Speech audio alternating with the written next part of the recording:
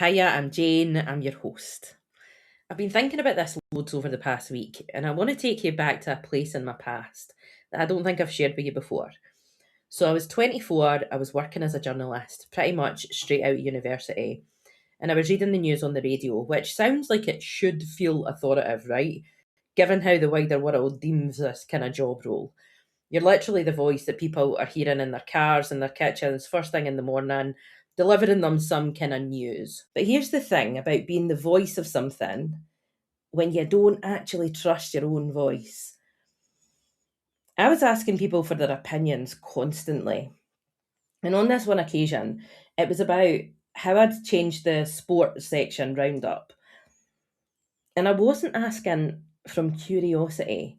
I needed them to tell me that I was doing it right. And I remember this one specific moment in the radio station. There was kind of this kitchen type area. It was a lot bigger.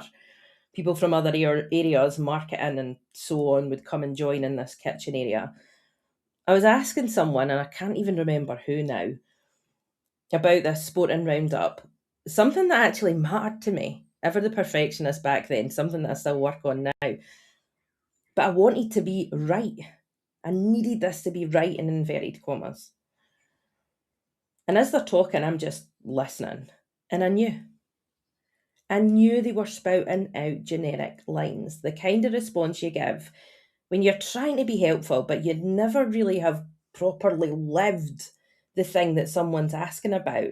And if you have, you're certainly not sharing that from your lived experience because you care. It's just sort of like this narrative, a lot of words with not much substance. You know the feeling. You might understand exactly where I'm coming from when someone gives you advice and it lands like cardboard. I sat there knowing this, saying nothing. I didn't ask further or correct them, despite being an absolute gobshite, aged 24. For those of you who are not in Scotland, that means I had a lot to say for myself. Like on the things that actually mattered to me, I struggled to communicate effectively, vulnerably, honestly, openly. I didn't say, actually, that's not what I'm asking. I didn't even acknowledge that the conversation wasn't landing. It wasn't really answering the question or helping me to answer that question for myself. I just moved on. And I kept asking other people the same thing. Because what I was actually doing, and this is the part that I didn't understand until much later on, I wasn't seeking their opinion. I was seeking their permission to trust what I already knew, permission to stand where I was already pulled to do this roundup differently. And in that moment, sitting in that office, knowing that something was just not right, but not saying it, that's where I want to start today's episode because I'm seeing a pattern in spiritual spaces, energy work spaces, especially, but everywhere really.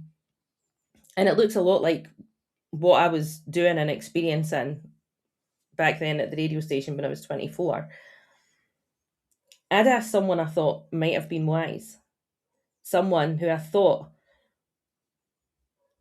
seemed to have actual lived experience that I felt might have been able to provide some type of guidance if what I was doing was right. The thing about that is that I've come to learn not many people with lived experience have the ability to mirror back and not restrict or confine or tell how it should be done without quashing someone's own ability, especially in a mainstream setting when there are ways to do things, boxes to tick, a system to remain inside of. But this aside, what I wanted them to say was yes. Yes, you're doing it right. Yes, that's a way to do it. Then I wouldn't have to doubt myself or think for myself or feel like I wasn't good enough anymore. I'd have some type of affirmative. So then, in considering this more recently, here's what I've noticed. Permission seeking rarely looks like permission seeking. It disguises itself, doesn't it? You might relate. It can look like we're doing the responsible thing, the thorough thing, the humble thing. So it can wear different masks depending on where we're each at. in that radio station office, it wore this mask of asking for advice. But I've personally watched it show up in so many other ways, particularly over the last decade or so, whether as a student or a mentor within spiritual settings. More training, more qualifications, more books, more readings, more validation, more like just checking with someone else before we move forward. And that behaviour can masquerade, I think, as smart, or it can look like due diligence, looks like we're not being reckless or arrogant. The underlying energy, though, that's where the truth lives, I've found. Now, and this is important, I'm not saying any of those things are inherently bad. Sovereign training is so valuable, I've found. Qualifications matter in certain contexts, books, readings, seeking wisdom from others, amazing. But for me, I've found there's a difference between seeking wisdom and being addicted to the search itself. There's a difference between learning and using learning as a way to avoid something. For me, it was this. If I was always searching, always going external, always asking one more person, reading one more book, getting one more qualification, then I didn't have to actually stand in who I was, who I am, always becoming, right? I didn't have to own what I already knew, who I already was. I didn't have to claim my own authority. Because as long as I was still searching, I had a legitimate reason to wait. Now, this showed up in my life in really specific ways. I was always asking people for their opinion about things that mattered to me. But, and here's the thing that I didn't see at the time, I was asking people who weren't always where I aspired to be. I have the privilege of having so many different types of people in my life who I all love very dearly and for a multitude of different reasons. But I had a particular proclivity for seeking opinion from people who weren't where I aspired to be. I'm sure I've used this. I'm sure I've said this before. If you want to build a brick wall in your garden, who are you going to ask? You're going to ask the professional, or you're going to ask the friend who's built the brick wall. You're not going to ask the friend or the family member who doesn't like a brick wall, who's only ever built a wooden one. And at that, it's not really something that you think to yourself, oh yeah, that wall looks amazing. That wall's got a feel about it. This wooden wall that I aspire to have in my garden. I was asking people who hadn't lived what I was trying to figure out. There's this Anais Nin quote: we don't see people as they are, we see them as we are. Now, if you're already inside my free weekly roundup email, Undiluted, then you'll have seen that in there this week. If you're not and you want to be, I've put the link in the podcast notes for you. It's basically observations, perspectives, spirit-led practices, stories, opportunities for everybody. But I think there's another layer to this quote. We don't see people as they are, we see them as we are. We don't ask people for wisdom about journeys they haven't taken, but I was doing exactly that. I was asking the radio station office and whoever I was speaking to at that time within for permission to trust myself. I wanted that from people who were still figuring out how to trust themselves, and that's okay. We're always in evolution. But it takes honesty, I've found, to admit that. And where it can't be admitted, we end up placing someone on a perceived pedestal like they have all the answers. And then I'd sit there knowing that answer wasn't landing and I'd say nothing. Because a part of me was hoping that if I asked enough people, someone would give me the permission I was actually craving. Someone would mirror back to me what I already held in whatever respect it was that I was asking about, which was the layer I was desperately, really needing on that soul level, underneath being told, yeah, you're doing it right. I wanted someone to just really say, you already know this. You don't need to keep asking. And not because they were giving me a line of it, but because that's the actual truth of the matter. They've lived it. But that's not how it works, is it? That permission, the real permission, doesn't come from the outside. And sure, someone outside of us can guide if they can mirror. But I've come to find that not many that I've come across on my path have that quality that has helped me so much, supported me so much on my path. And this pattern showed up differently when I moved into energy work. Mentioned it before. More training, certifications, knowledge. And here's what I realised. I was just simply kind of numbing out on acquiring the more knowledge, the ways to do something. I can't even tell you how many modalities I'm trained in, because for the first 2 years inside the holistic world, at that time, holistic therapies was a hobby for me.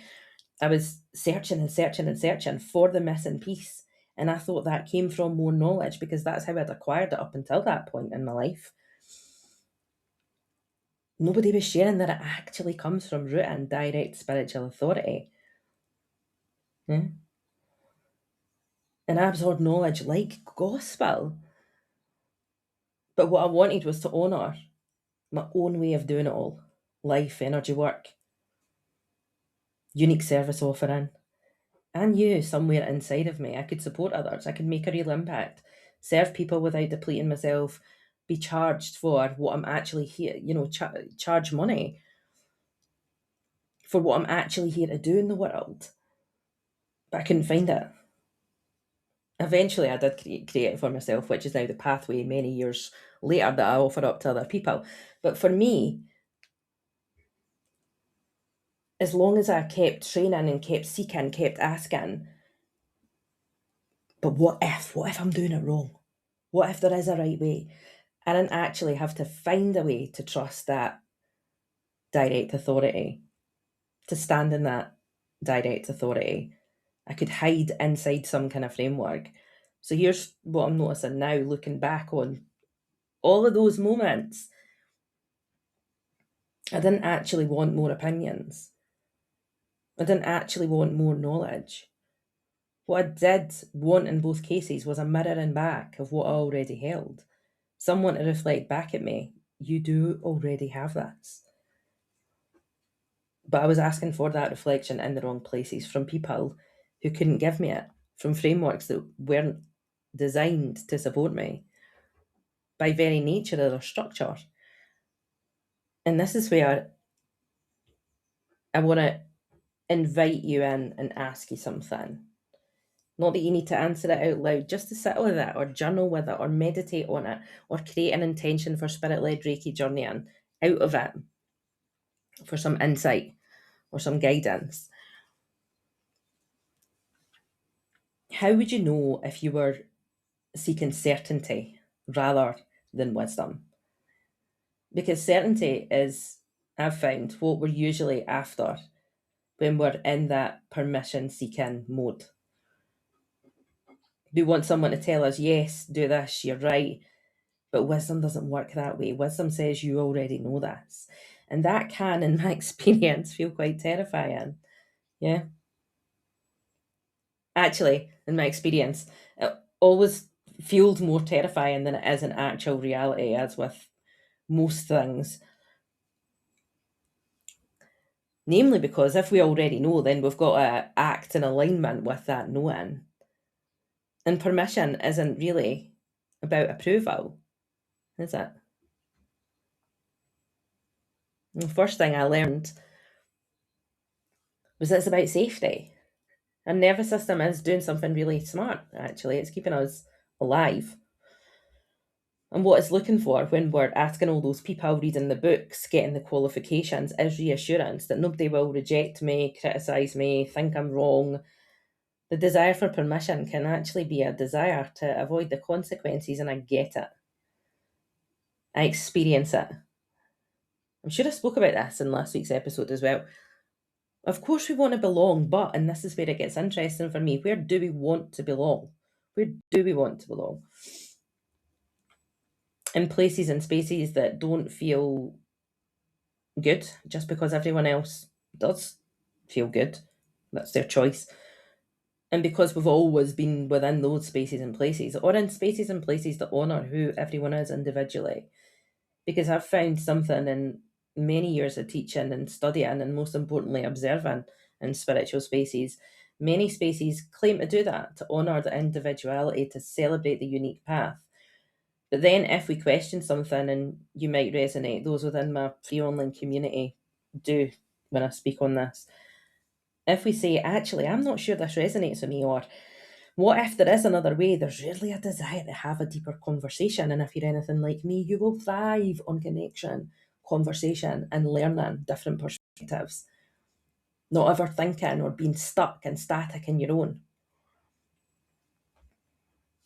Students who I've had the pleasure of welcoming into my work and who've been trained in energy work before, which is the majority, they'll say things like, oh, I was just told to follow the handbook, or just trust my intuition. And here's the thing with that. The handbook is theory, it's intellectual, it's largely accessible.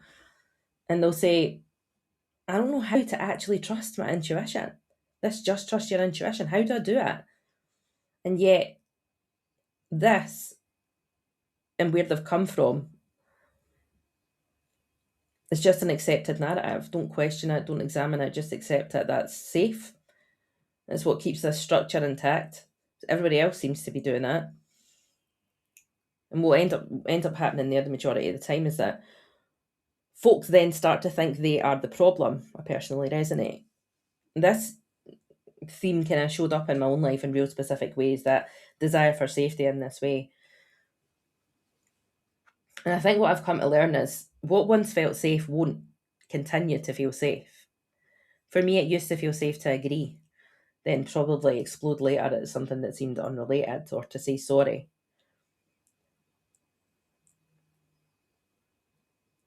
But that didn't remain the case when I started to outgrow what was required of me to perform in order to inhabit this sense of safety.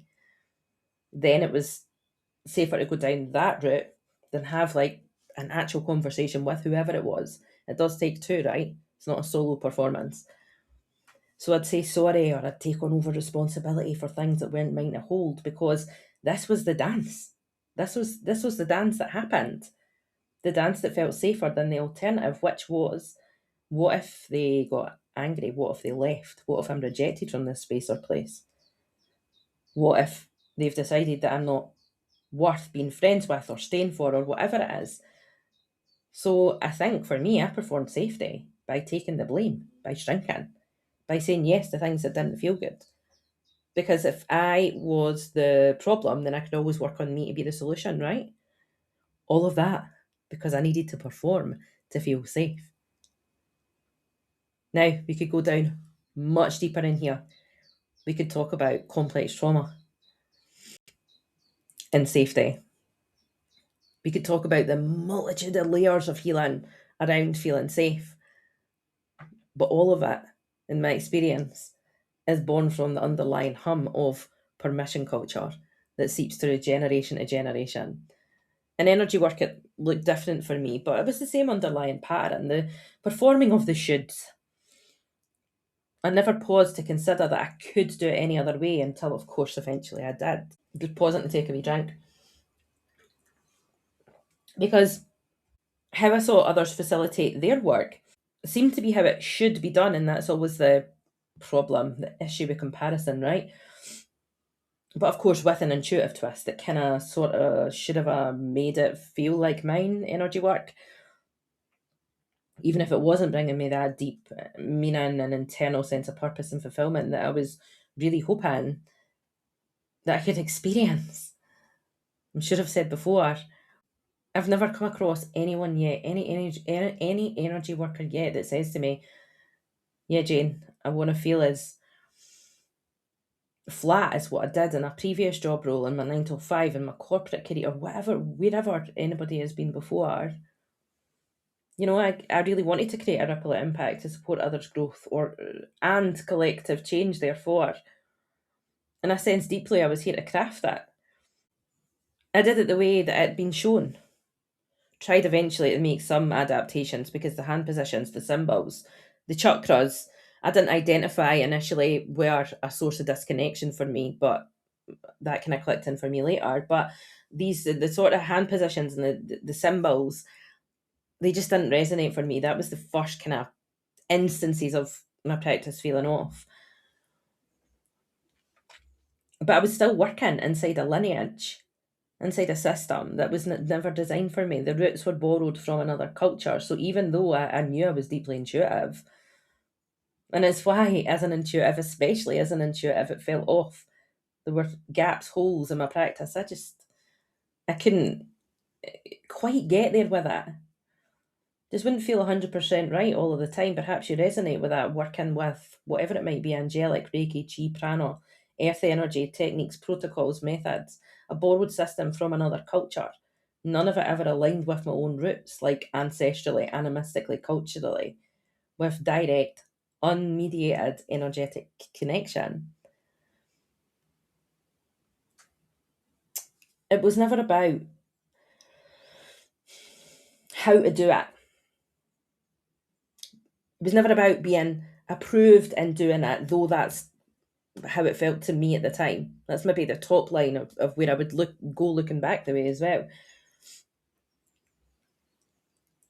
It was permission not to be certain, to be okay with never knowing if I was doing energy work right, if what was going on in my life was the right way to do things, to move forward even though I couldn't guarantee an outcome, because certainty feels safe. Certainty feels like you can't be blamed. If we're following the handbook, not our fault if it doesn't work. If we're doing what everyone else does, can't be wrong. But wisdom, actual wisdom, doesn't come with certainty. And I know that you will already sense that, just like I do. Wisdom comes with a willingness to be uncertain, to trust something that we can't always prove. And it's not a blind trust, it's not a blind faith. When we've rooted whatever it is that we're doing, whatever decision it is, however we're working with energy in our own direct spiritual authority, it's very different from blind trust. It's fine, it'll just work out. Sort of kind of spiritual bypassing. Yeah. The unseen work, it happens in private. Nobody's given us a certificate to say, oh, well done. Well done for working through that part of your healing. And that within itself felt strange for me.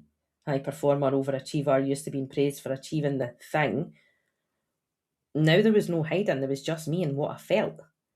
I remember really specifically coming to the realisation that the way I was continuing to use my personal social media wasn't feeling right for me any longer.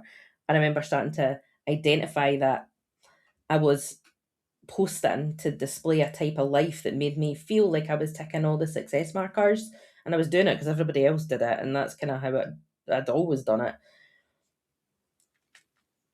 And so I went cold turkey on social media to help me go in the way, to feel the way that I wanted to feel in my own life. Because what matters, I think, is whether we can look at ourselves, like really look at ourselves, sit with ourselves, be with ourselves, and know that we're honouring what's true for us, even if nobody ever knows, if nobody ever validates it, even if it looks different from how everybody else is doing it. And that is where the real safety lives, I've come to learn. Not in the approval of others, but in the alignment with ourselves. And getting real good at cultivating that sense of safety for ourselves and what it feels like for ourselves. Because it won't feel, like I said before, it won't feel like it always has done for us. And initially that can feel uncomfortable. The thought of it can feel uncomfortable because it means we're not hiding anymore. We can't do the blame. We can't say, well, everybody does it this way. We're owning it. And it's the uncertainty balance there I've found. And our nervous system, the part that's been trying to keep us safe all these years, it is going to likely take itself into a wee spin with that to begin with. Again, I'm more than aware that I haven't touched on complex trauma here, and I'm not going to do that in that episode. I do have a wonderful episode in mind, actually, with a brilliant graduate, a community member, and we'll maybe get more into that with her. But it can start to feel like it wants to go into a bit of a spiral until it doesn't. It actually doesn't always initially anyway. With each new level of regulation, there is a new normal, and every time this happens to me, I'm like, wow, I never cease to be amazed. Every time I acquire that new level of regulation means being able to hold this like new level of discomfort and move forwards in ways that at one time felt not just aspirational, but truly like this is never going to happen for me. And I found that new level of regulation and taking the action, fostering, building the self trust. There's a whole tab to help you do that if you're called to and you want to inside my free online community. 5-minute spirit led reconnection practice where we're not thinking or taking action from the mind. Action first, self trust fosters, understanding follows. In spiritual communities, I've found can often accidentally reward this kind of dependence that we're speaking about. Maybe you've noticed it as well. And I'm not, speaking about this from a place of malice. I want to be clear about that. It's not about teachers who are actively getting up in the morning and trying to make people feel small or trapped. It's just structure. Many spiritual systems, and I've trained in quite a few, and I've seen this from different angles. They're built around something really specific: teachers, levels, rankings, progression, approval. And here's the thing about that structure: it can work. It can give people a path. It can give people a direction. Is it truly necessary from offset? For me personally, no. I don't work with levels or borrowed lineage or attunement. So theoretically speaking, no, it's absolutely not needed. But deeper than that, to go down this path first might feel like the safer route. It's like when people come to me and say, oh, I've been working with energy for X amount of years now, I want to work with my guides. Like it's a ranking system. Like guides are a fundamental basic foundation and support the rest of the work, no the other way about. But yeah, to go down the path first, this path that seems to pave the way for direction might feel safer because it seems to be what everybody at this time anyway, what everybody does. But in my experience, we're just putting off what the inevitable is, and that is deciding when does guidance become dependence, and then having to unravel that. I remember my Reiki master. I saw her as the authority, the one who knew, the one whose approval meant something. And we'd been learning symbols. This was a really big deal. In mainstream Reiki, symbols are central, right? They're part of the practice. One of the things, I need to teach you how to do this, but if it doesn't work, find your own way, trust your own intuition. It seems backwards now, sharing that, but that's what I bought into at the time. And I remember asking her why. Oh, there's the Margaret's, the magpies coming to join us. I remember asking her why, about how I might work with these symbols differently. Even then, even right at the beginning, what if I approached it this slightly different way instead? And she just didn't engage with the question. It was like asking wasn't permitted. Yet, I was being asked to ask questions. Like, the symbol was a fixed thing, and my role was to receive it as given, just to accept, whilst at the same time being told to put my own spin on how I practice. And for me, that's juxtaposition, right?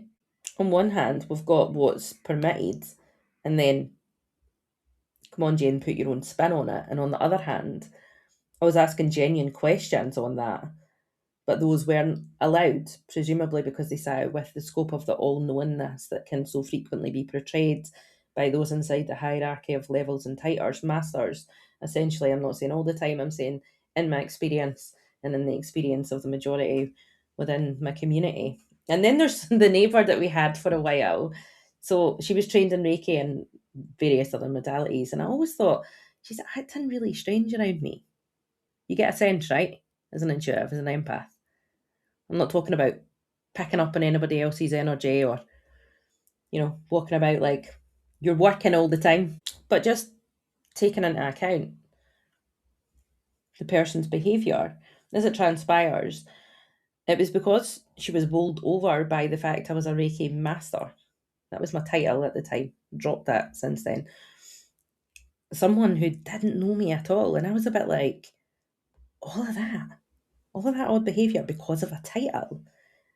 There's a difference for me in being respected for my craft and then being pedestaled for a title that, if I'm honest, can be obtained over the course of a few days if someone really wanted to, in a qualification. I also still smoked occasionally when she lived here. I'm pretty confident that act in itself shattered the illusion of grandeur about this title that she was holding me to. Because that's the thing when we pedestal people, right? Especially without their knowing, we place them above us, above being human. Like somehow they have access to something that we don't. And that invisible ledge is a large ledge to hold someone to and then have them fall from. Which makes me think about what I notice in spiritual communities more broadly. The structure rewards the system, doesn't it? Let's think about energy work, generally speaking, level 1, level 2, masters. You can apply that to wherever you are. Each one requires the approval from someone above. Each one keeps folks in the relationship with the teacher, the lineage, the organisation. And I'm not saying that initially that was intentional. I'm saying the system is designed that way. And when we're inside it, it can often be hard to see. You might hear me when I say that. We can think we're progressing, advancing. We think each new level means we're getting closer to something. Because that's the never ending story. That's the narrative, isn't it? We're always working towards something, trying to get there. But what if the progression isn't about levels? What if it's about reclaiming your own spiritual authority, your own direct line to whatever energy it is you work with, whoever your spiritual team are, your relationship with your spiritual self as well? Because here's what I see happen. Anyone can get really good at following the map. Good student, medicine that works. But here, and I've been in this space, what if we sit and ask, what is it that's true for me? Why do I feel something's missing or deeper or is available or I crave more meaning in my life and my work or whatever it might be for each individual person? The structure of a mainstream system means there's only outsourcing to the teacher, to the lineage, to the structure. There's nowhere internal to turn to answer your own questions. And that structure, whether anyone intended it or not, does reward the outsourcing. As long as we stay dependent, we have a place. There is a role. There is a path that's already been laid out. And let me just, nuance people for context. Of course, we can respect a mentor. Of course, we can honour someone who's dedicated to their craft. Of course, we can honour tradition. I feel like for me personally, I honour tradition's highest purpose by owning my own direct spiritual authority. There's a difference between respect and pedestaling, or respect and hierarchy. There's a difference between learning from someone and believing they have the answers that you don't. There's a difference between honouring a lineage and using it as a reason not to trust yourself. I've done both of those things. I didn't question my Reiki master when she didn't engage with my question about the symbol. I just accepted it, carried on forwards for years. I feared people in positions of authority. I would never have questioned her until one day I realised I've been waiting for permission to trust my own experience. I was actually waiting for permission from even before I started working with anybody back that very first day when I asked the question in the training, just to trust my own intuition. I've been waiting for someone, to tell me it was okay to have a different way, and that permission was never going to come. It can't ever come when we start to question or do our own thing within a system that rewards a staying or a loyalty or investing in another level or getting another qualification. So here's what I would invite you to ask yourself if you want to join me. And this is gentle. In whatever spiritual space you're in right now, whatever teacher, tradition, system is that you're part of, perhaps like perhaps like me, sorry, you can ask yourself, am I learning or am I being becoming dependent? Is this relationship, space, place helping me reclaim my own spiritual authority, or is it asking me to surrender it further? Because there's a real difference, right? And only you can feel which one is happening for you. Like in the same way that only I can feel which one is ever happening for me. Most conversations on taking action, which is then the space that the territory we kind of enter into, right? When something isn't aligning for us anymore in life and work, energy work, it comes down to taking action to be aligned. So the conversation then turns naturally to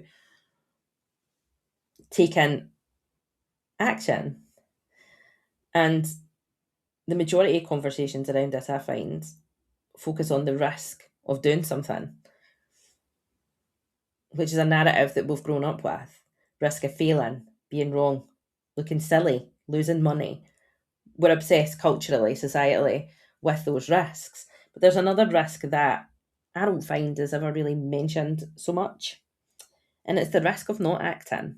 And I didn't realise this until much later. But when I was asking people for their opinions, people who weren't where I aspired to be at in life, and I'm not talking about like all those typical markers of success, but someone who embodied peace, someone who stood in their own power, someone who was living authentically, someone who treated others with compassion, someone who had a sense of purpose and was living out that purpose, helping other people. When I was asking people for their opinions, I wasn't just wasting time, I was waiting for the permission that was never going to come, for certainty that didn't exist. And whilst I was waiting, things were happening. Life was moving. Opportunities were passing. And here's what I invite you to consider alongside me.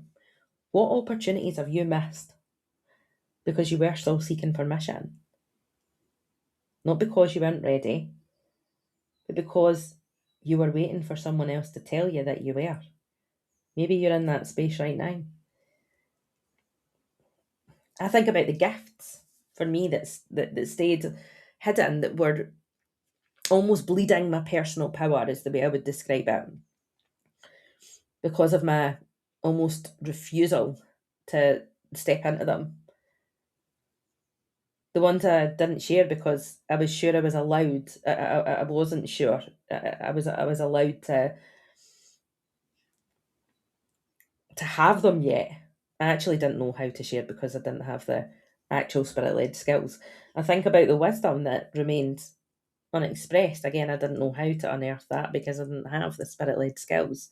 And I think about the people that I could have supported, the way internal purpose would have shifted to something way more beautiful much sooner if I'd trusted what I already knew and took the aligned action, the steps.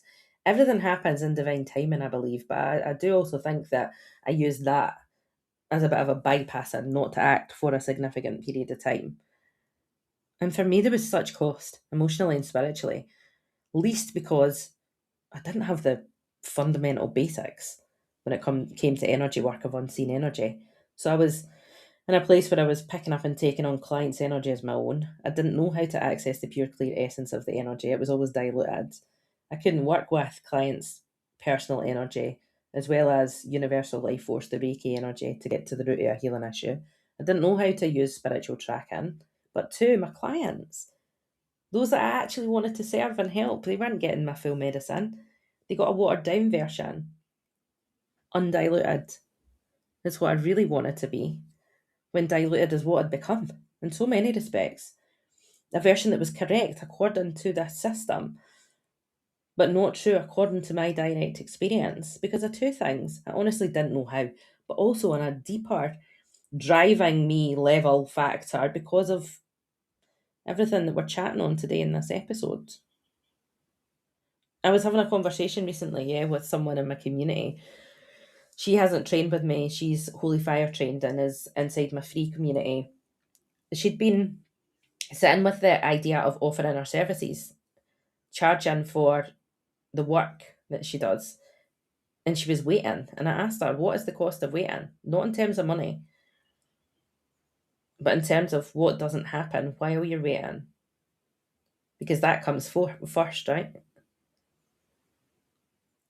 Who isn't being helped? What isn't being created? What remains stuck inside you because you're holding it hostage until permission arrives? When you take the I out of the way, it's not, we're not suppressing or rejecting. Remove the I and remember why we do this work. It's for others. When you show up, it's for others. When you learn how to unearth and birth your own medicine, it's for others. And the thing is, permission never arrives in the way we think it will, I've found. There's no moment where someone taps us on the shoulder and says, hey, go for it. That's not how it works. I spent many years in the business of waiting for someone else to drive things forward.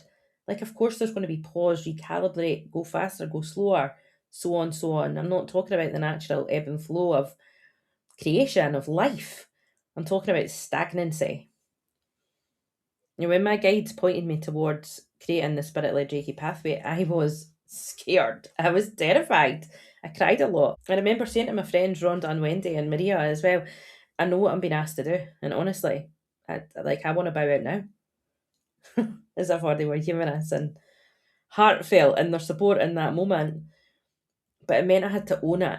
I couldn't hide behind someone else's vision anymore. I couldn't say they're in charge. I had to show up as the creator, as the one responsible. And yeah, I still tried to hide. I tried to hide for a long time after that. If you've been around for a while, you'll have seen the iterations of how I tried to hide, specifically in the spirit-led Reiki pathway. The times I pulled back, the times I tried to make it smaller or safer or more acceptable, because responsibility felt heavy when I'd been trained to avoid it. But here's what I learned through all of that. The cost of waiting was higher than the cost of acting. The cost of staying small was higher than the cost of being visible. The cost of holding back my medicine was higher than the cost of sharing it imperfectly. So I invite you to ask yourself, and I find this one useful to feel into as opposed to think into it. What are you waiting for permission to do, and what is the cost of waiting? Not the cost of doing it wrong. I learned more doing it wrong than I learned doing it right. The cost of it not happening at all. What gifts are you sitting on? What wisdom is unexpressed? What impact remains unmade? Because you're waiting for permission that is not ever going to come. Permission seeking for me, initially I was like, this is about failure, and yeah, there's an element of that, but also for me, it was about the fear of success, or more specifically, the fear of what success requires. That's the thing about responsibility. It's a package deal, isn't it? It comes with freedom, but you can't have one without the other. And a lot of us, we want the freedom part. We want to do our own thing. We want to trust ourselves. We want to create something that's ours, wherever that you are in your path. Maybe that's a life for yourself where energy work is central to that, just for you. Or maybe that's your practice so you can share it with others. You have a unique service offering that's different from Jeannie down the road on the high street. Or you create your own teaching pathway where you're genuinely imparting your energetic signature in terms of the wisdom that you're sharing and providing. What I find the common denominator with people in my world is we do want to create something that is ours.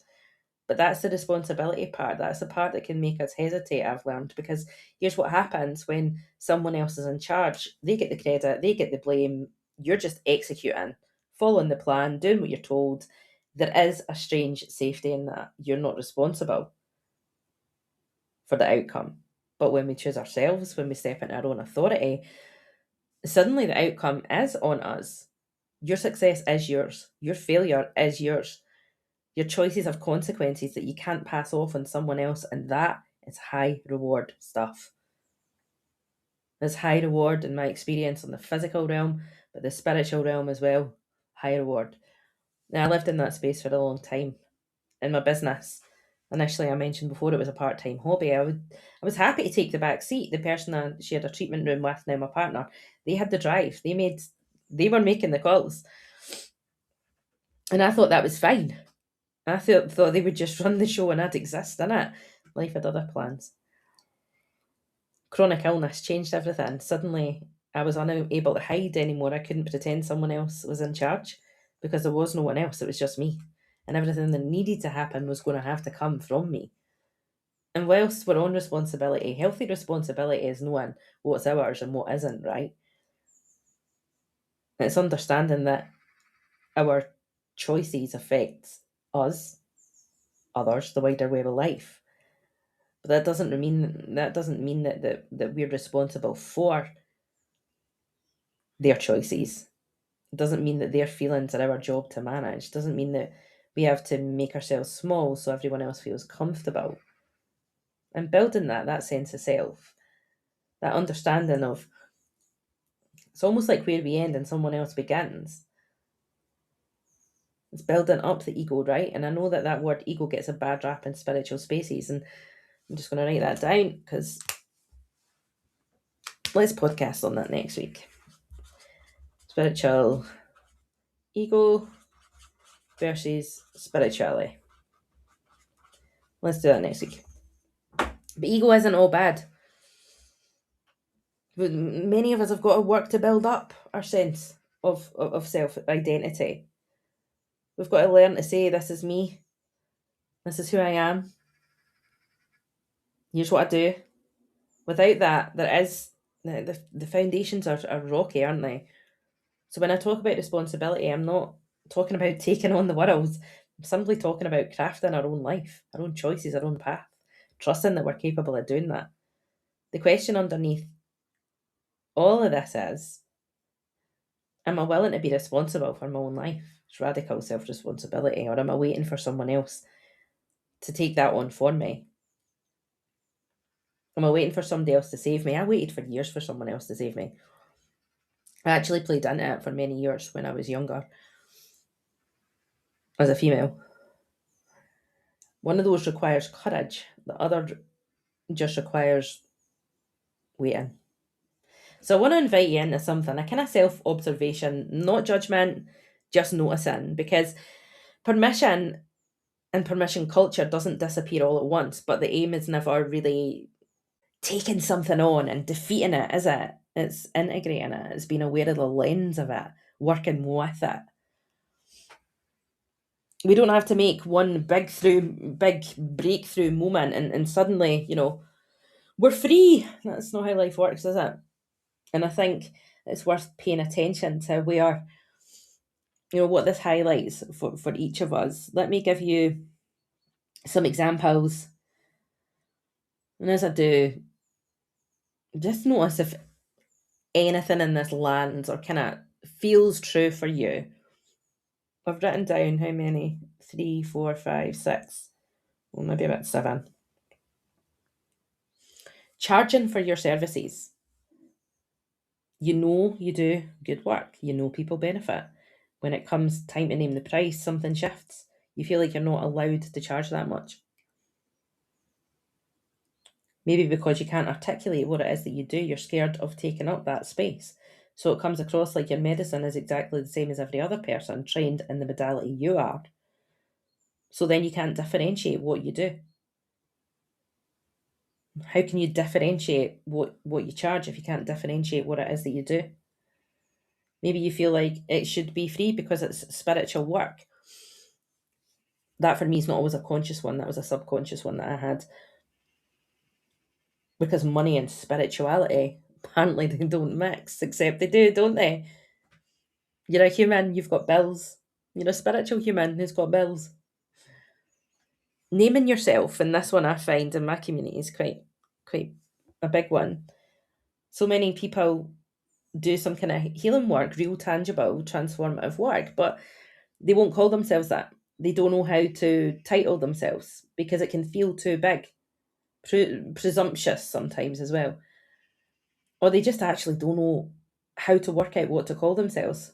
Something that encapsulates what they truly do and what they truly offer. A lot of the time I've found, because by the time people come into my world, they've so many qualifications and they have so much wisdom and they have so much experience. It's like trying to almost pull that together. But normally we're both been with that, and certainly where it was for me is I'd try to do that with the mind, and it was that caused the problem in the first place. And that's obviously where the beautiful spirit-led connection comes in, because then we're no longer using the mind, we're aligning with the soul. Like, often there's this need to acquire permission from some official body to name ourselves. But who's the official body, really? Like, who gets to decide when we're allowed to call ourselves what we are? Again, I'm going to refer you back to the fact that you could call yourself a Reiki practitioner 48 hours from now.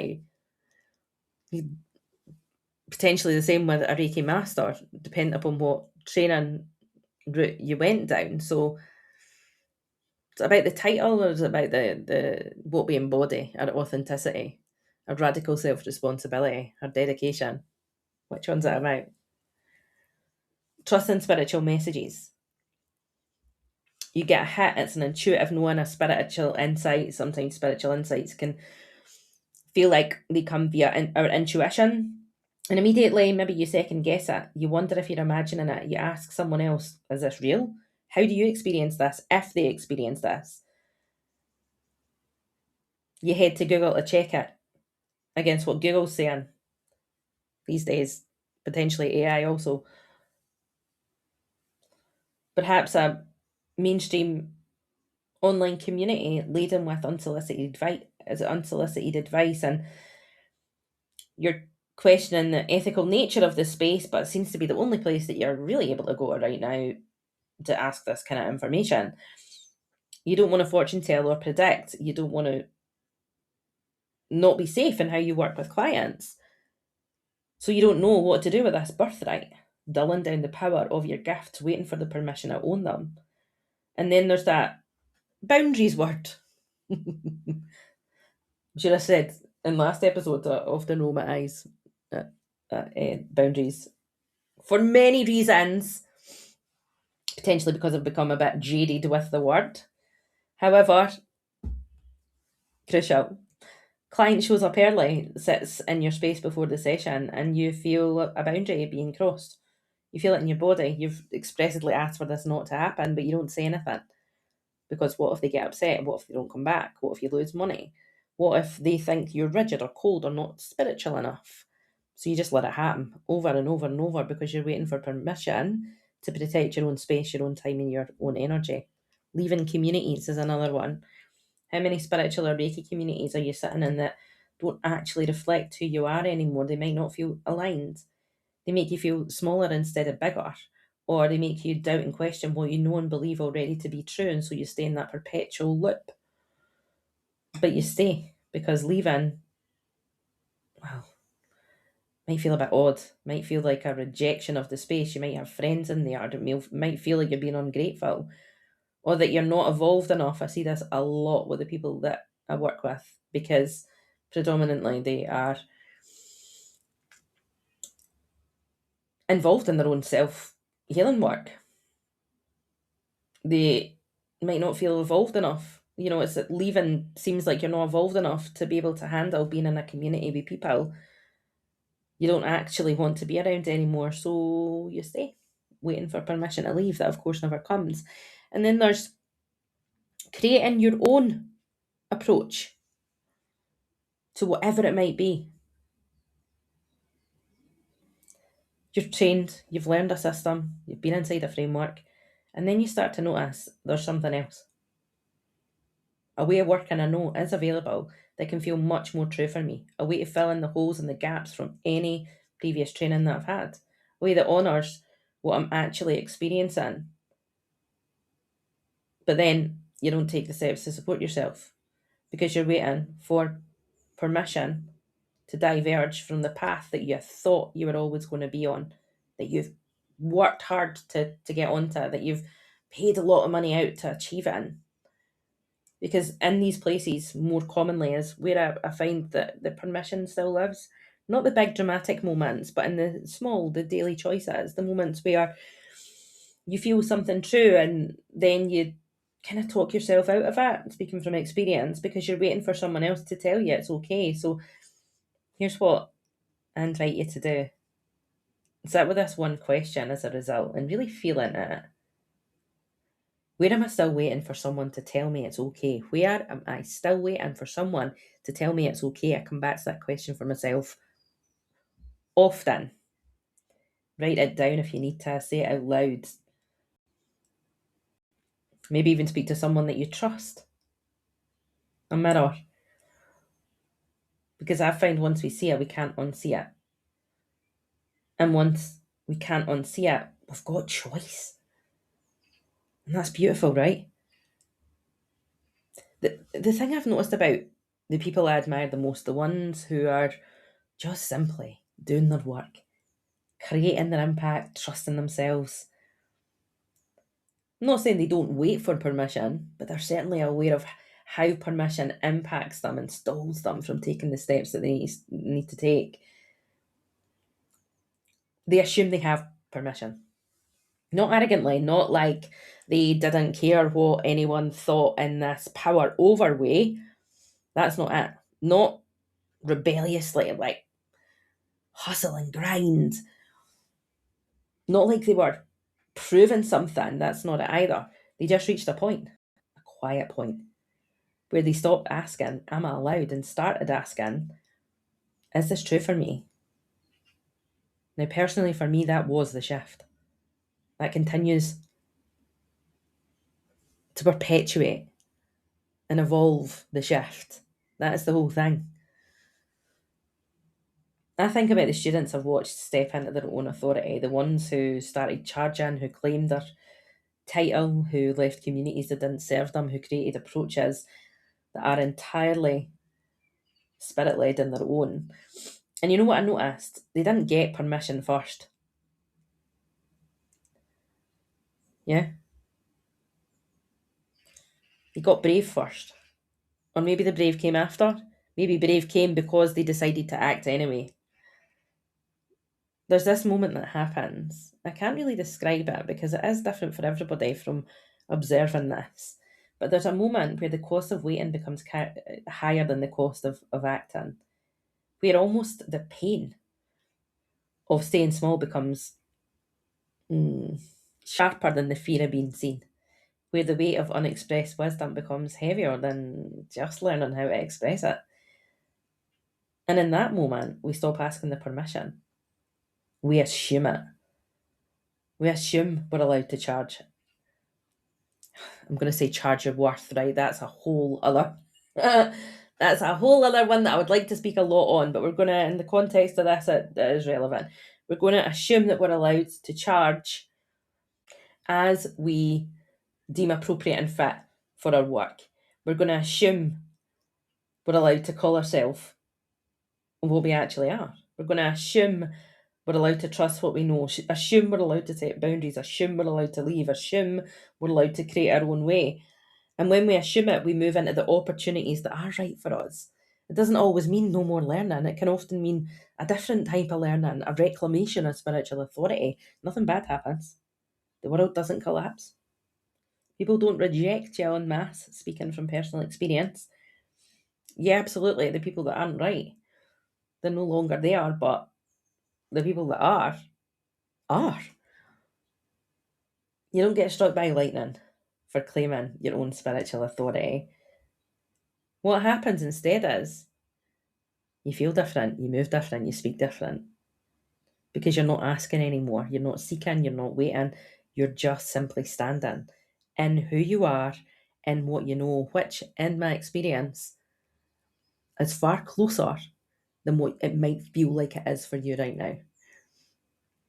I spent years seeking permission from teachers, mentors, partners, the universe, myself, honestly. And you know what I learned? Permission never arrives in the way that we might think it might. There's no moment for an official tap on the shoulder from others or ourselves. There's no certificate making it real, and there's no external validation that finally makes it okay. What there is choice. A choice to stop waiting, a choice to trust what we already know, a choice to assume that we're allowed. And I've noticed something interesting. When we make that choice, we create real change. We become the people that others really genuinely do want to work with, like magnets. The one whose work lands with the impact that we've always sensed possible, because we're not divided anymore. We're not half in, half out. We're not waiting whilst we're trying to support someone else. We're all in. And so I'd like to leave you with this. A reflection, not an answer, just something to, again, sit with. I've noticed that most people don't struggle because they're lacking wisdom. I see them struggling because they're waiting for permission to trust the wisdom that they already have. And all of us have that. All of us have that. It's one thing to have lived experience. Everybody has lived experience. Majority that come into my world don't just have the lived experience, they've gleaned wisdom from it because they've actively taken steps to learn and heal from the situation, event, circumstance, whatever it is. And perhaps the most interesting question isn't who we're waiting for permission from, whether we understand that to be ourselves or others. It's what becomes possible when we don't ever get it. When there is never a moment that goes, now. What becomes possible when we stop waiting? What becomes possible when we always assume that we are allowed? Because the thing is, we already are. You've just got to decide to believe it. I really look forward to chatting to you again next episode.